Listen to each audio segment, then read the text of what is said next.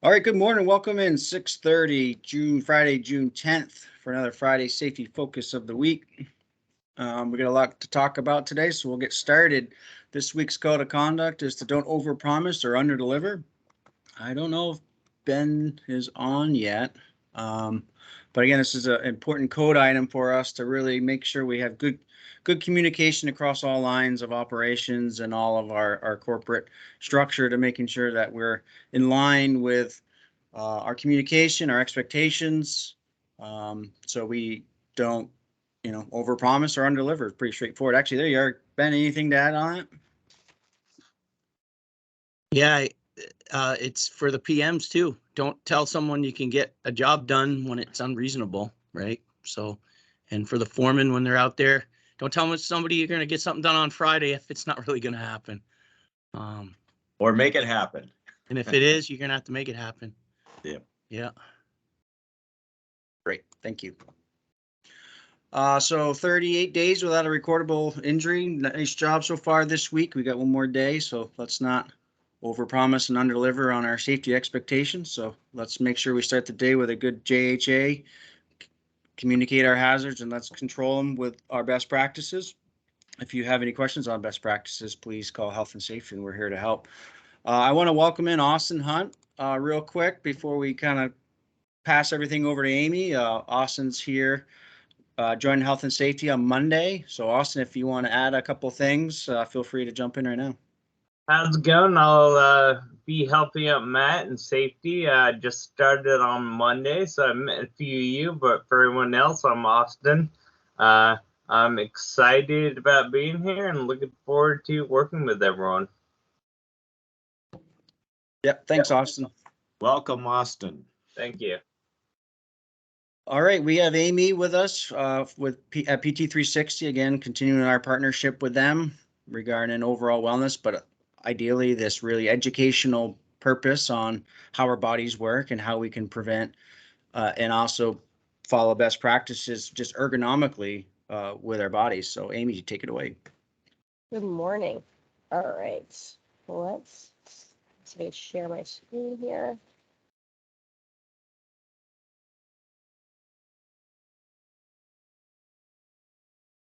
All right, so I feel like I look back at my presentations, and this time of year I tend to do shoulders. I think I look at on the road and see what you guys are doing, and then we see people start coming into the clinic, and it reminds me of, let's do a shoulder talk.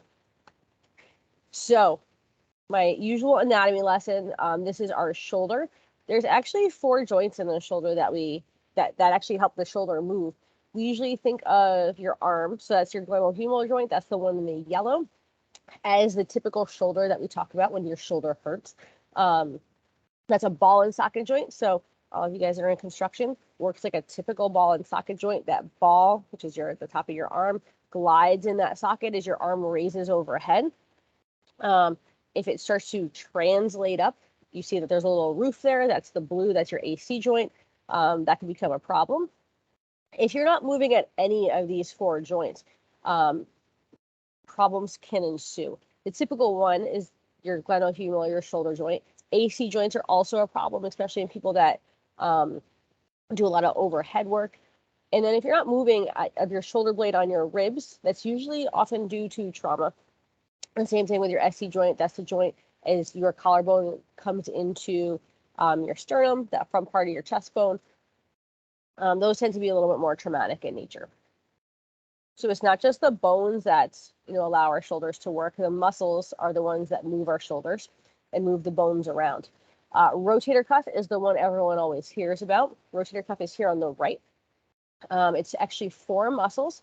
So the top picture is the back of the shoulder. So there are 3 muscles in the back there. And if you look at the bottom picture, that's the front of your shoulder. There's 1 muscle in the front. That's actually the strongest one. What the rotator cuff does, as we talked about in the last picture, is as that shoulder glides up in the socket, it keeps it centered in the socket. So it's not hitting that roof up top. You'll see the picture on your left.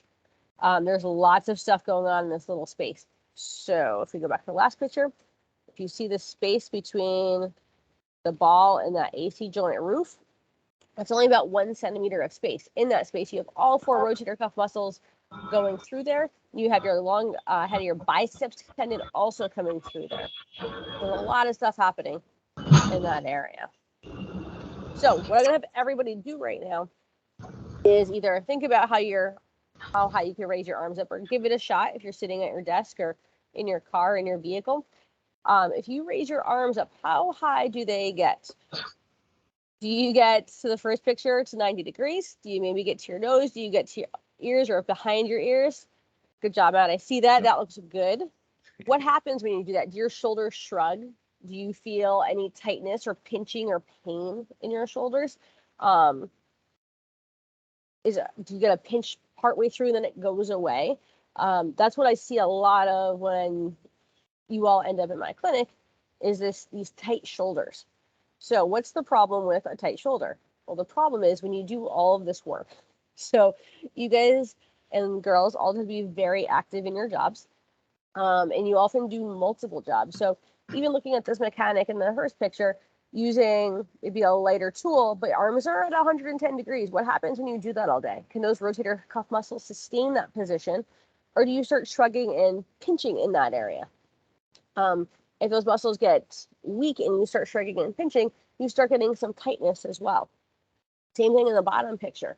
Arms are higher overhead. What's happening if you're doing that all day?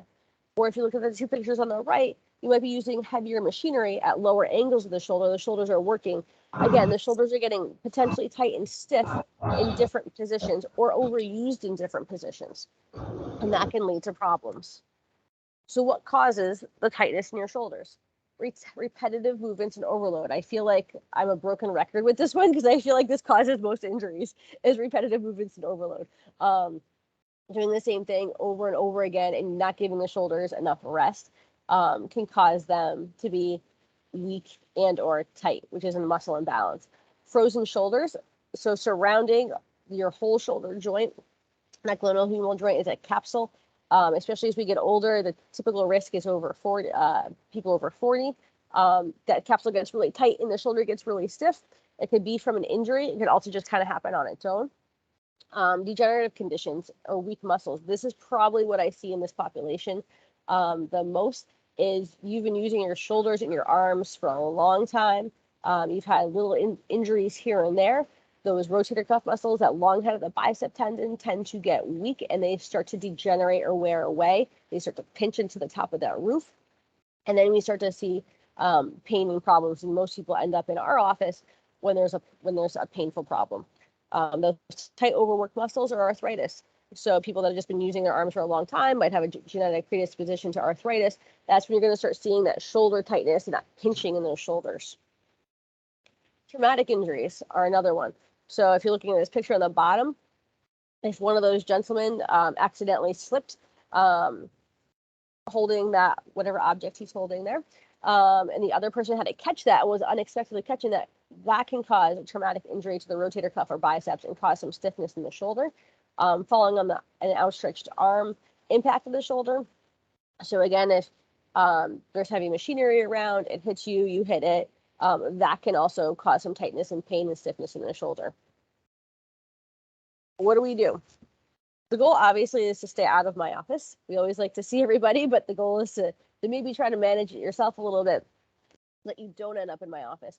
For most of you that are doing shoulder overhead work, heavy lifting, or just laborious work with your arms, a little bit every day can actually go a long way to you feeling better on the it's not ending up easy thing.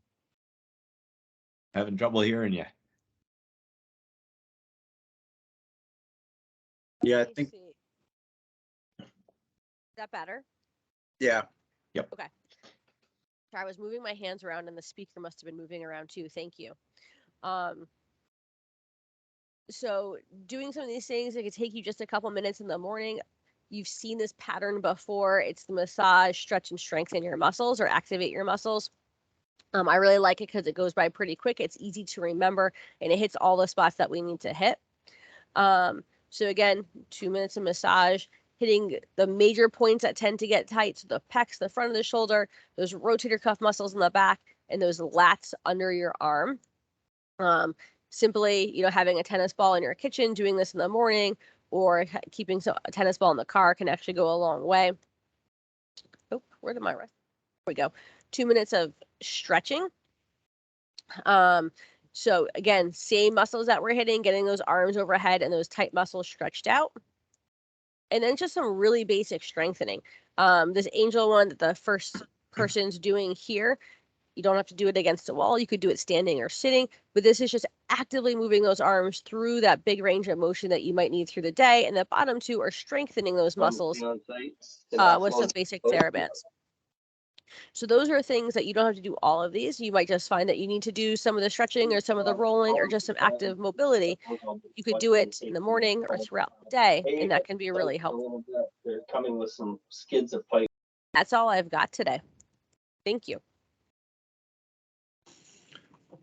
Yep, Thanks, thank Amy. you. Yep, thanks, Amy. Thanks for starting your day with us. Very informative. Again, if anyone has any work-related, even non-work-related, injuries or discomforts, I should say, feel free to contact Health and Safety, and we can get you set up for a free injury screen over at PT 360. So Amy, knowing that a lot of injuries from the shoulder occur when someone falls, if you know you're falling and able to do anything, obviously the big response is reach out. But if you just tuck and roll, is that better for you? At least the shoulder's probably better. In most cases, yeah, that's a good question. Our bodies tend to protect our head the most.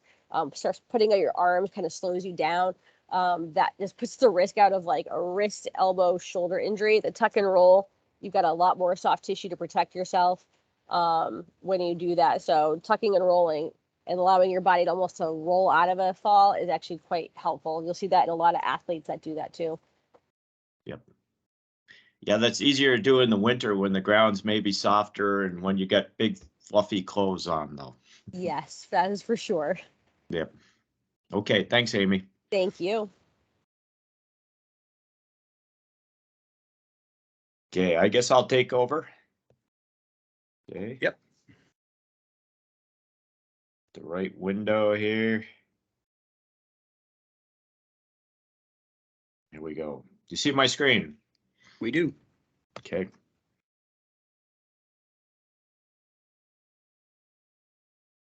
I'll get down to the announcements. And the announcements, hey, we have a new bank starting last week. And of course, we had a little problem that in the first payroll. So just a real quick explanation. There was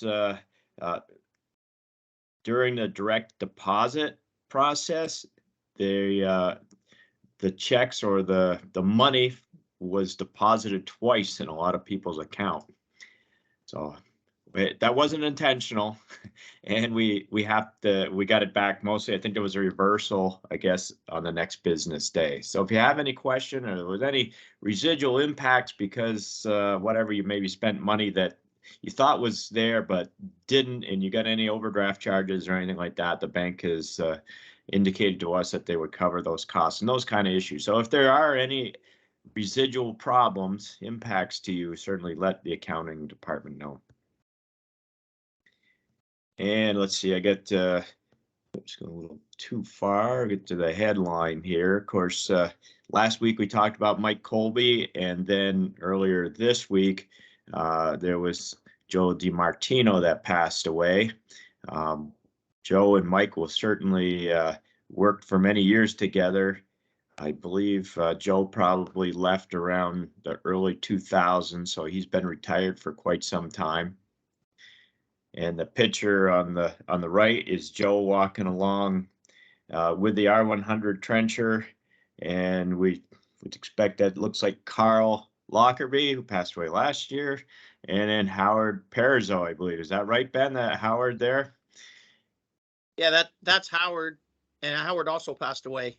Yeah. Yep. So everyone in that picture right there, Right. see Howard, Carl, Joe, and Mike, they're all gone now. Yeah. And Mike, ironically, one of the best pictures I think of that we have of Mike is, in action there in the R100 himself. So Yep. that's good. Now I got some links here to the obituaries. And there's also a few more Mike photos. And I don't know if you wanted to say anything, Ben, about these two guys. I know that you were pretty close to Mike and certainly worked many years closely with Joe. Yeah, when I came here, they were two of the top people that at ECI. Joe was our dispatcher at the time, and he had come in from the field because he did a lot of out of town work doing the cable plowing. He was a superintendent here for a lot of years. And then so he was essentially helping us get the trucks when we needed them and move and help Scotty and he worked together to get the equipment moved out to us. So Joe was an everyday person that would stand up in that other shop, in Chico's shop. He'd always come out onto that little step at the top and he'd yell at us to tell us to get the heck out of the shop before the old man came. And Michael Colby, he started here in 1968 as a rod man for Engineers Incorporated of Vermont, actually. And then he moved on over to the construction side of things pretty soon afterwards. He used to tell us stories about running a dozer in Vietnam, creating runways and getting shot at, and how some days when things were frustrating, he said that he'd rather be back there getting shot at when he had a frustrating time. Two guys that were pretty much always on the radio to each other. Like back in those days, it was everything that we said to each other was all over the radio for everyone to hear. As you can imagine, that would be quite a dramatic thing during the day. Yeah, could stir things up pretty good. Huh? So Joe's number was 15. Michael's number was 12. And of course, Alan was 2. We all had numbers. I was 44. We all had numbers. And so you'd start out with 15 Joe and 12 Michael. And then you'd be like, let's listen to this. Number really, it was to the unit, right? It was kind of to the unit, but it was more to the person because it didn't matter what you were doing. It was funny. Good times. Yeah. It's odd for me, and especially for probably you, Ken, to look at a picture with those guys because those guys were the key people when I came here. So yeah, they were for many years. Yep. All right, let's see. Man's down. Of course, we talked about Austin Hunt this morning, our new employee. We have continuing. We're getting close to the end, really close to the end, I think, of the healthcare premium holiday. Sad to see that leave. And the link here to the primary care wellness program, we're continuing to show that. I don't know if there's been many new enrollees, but hopefully people are enrolled or are thinking about it. And if you're thinking about it, just do it, I guess is the point, right? I did it. I kept thinking, I should do it too. Yeah. Well, just do it. And I did it, and I'm glad I did, because right after I did it, I had 3 different, wellness visits related to, injuries. So it was like good timing. The weather outlook, just kind of late spring, early summer weather here. We got some really long days, which feels really good right now. So let's take advantage of them. And for the project this week, we're talking about the VTrans Winooski. The BM22502 is contract number. It's for some rehab work, resurfacing work, I should say, on the I-89 bridges, number 73 north and south in Winooski. And we're contracted with VTrans to resurface these bridges over LaFountain Street in Winooski. Project involves cold plane milling the bridges and approaches, resurfacing, and with an additional 1 inch of pavement height over the bridges and installing asphaltic plug joints. So this is the bridge. If you're heading from the north towards Burlington, it's the bridge just before the one over Route 15 in the exit entrance. It's kind of a goofy exit because it only exits on one side. And this plan shows just the lengths here. We got 121 to 22 foot span. It's interesting that it is different by a foot. I would have thought that they would have made all these bridges exactly the same for fabrication reasons. So there then some approaches and 50 foot of approaches on each side. Here's the profile. So they start out by coarse milling the approaches down 1.5 inches, and then they cut back to a 1/2 inch milling and then go back at the end of the bridge to 1.5 inches. And then when they pave, they put in a taper from the existing grade up to 1 inch, or the difference between the 1 inch course or the 1 inch course they're putting everywhere essentially. And that actually gets a little thicker as you get to the approach, but then it stays continuous at 1.5 inches, which gives them an extra inch of height. And then the plug joints went in on the corner. I don't know if Daryl or Jim are on. Yeah, I'm on, Ken. Yeah, They did plug joint basically right over the expansion joint, which is not typical, but yeah, since a it's little kind bit of a different thing here. Yep. Yeah. So we put the plate down, or was that an existing plate? They didn't even do that. They just filled the gap with some backer rod. Yeah, that kind of makes Yep, sense. that got done last night. Plug joint went in. Yep, it went well last night. Yep. They're probably just getting out the road right now, or hopefully in Okay. half an hour ago. Yes. Good. And a little line striping as well. Yeah, I heard it rain about 11 o'clock. I'm like, uh-oh, but it Yeah. just was here for a moment and left. So, want to continue on, Jim? You want to talk about this? Sure, here's Sean Bushy milling. Probably he might be going over the expansion joint there. You can see on the back of the lag. Had to pick up, go over, and start again. Probably starting that little 1/2 inch mill on the deck because they wanted to reduce a little bit of the load Ah, on the deck. what was the Otherwise, real purpose of raising the? basically covering up those 2 expansion joints that have been a pain. They've been Oh. raggled by the plow. The concrete deteriorates, and then they start catching on the steel. It's not a finger joint. It's like big angle iron is another name for it. But Yeah. so the plow, the concrete could use some work. So this is kind of a Band-Aid. I see. We get a couple more. Another milling photo. Yep, finishing up. He's probably going over a joint right there as well. Slows you down. Yep, that's That's for sure. Huh?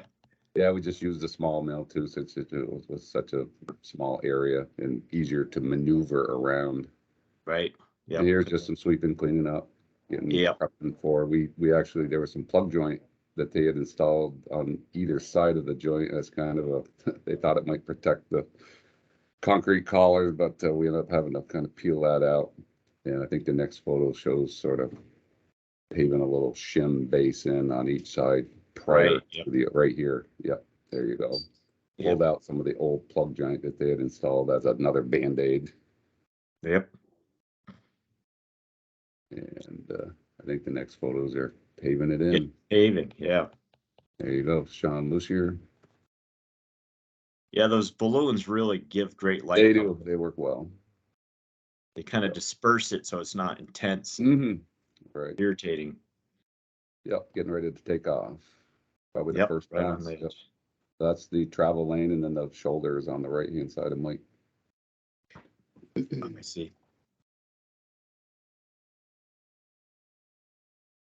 Probably the second pass, I imagine. Yeah. Getting some compaction there. Yep. Yep. Second He pass. did bent on roller too. He's probably on the joint there. Or back row in the first pass too. Right. Yep.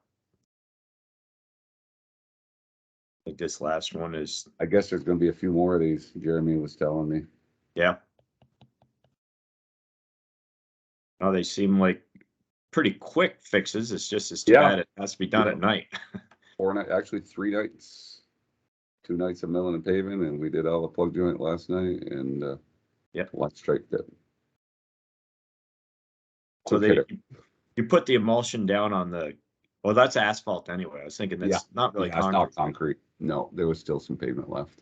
Okay. Probably not much, but Because it really doesn't do much good if you're on it, concrete, I would assume.